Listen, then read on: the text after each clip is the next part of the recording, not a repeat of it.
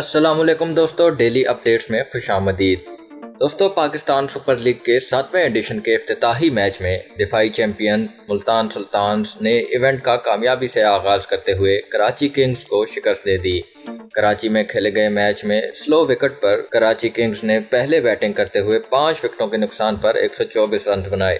शर्जील खान 31 गेंदों पर 43 रन बनाकर नुमाया रहे।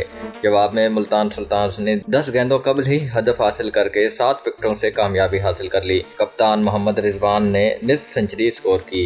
इमरान ताहिर को 16 रन के एवज 3 विकेटें लेने पर मैच का बेहतरीन खिलाड़ी करार दिया गया। शर्जील खान ने 31 गेंदों पर 3 छक्कों की मदद से 43 रन बनाए। बाबर आजम कुछ अच्छा खेल पेश न कर सके और 29 गेंदों पर सिर्फ 23 रन बना सके।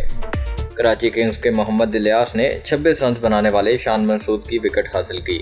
सोहेब मकसूद ने कप्तान मोहम्मद रिजवान के हमरा 61 रन की कीमती शराकतदारी कायम की। इमरान ताहिर को 16 रन के एवज 3 विकेटें लेने पर मैच का बेहतरीन खिलाड़ी करार दिया गया।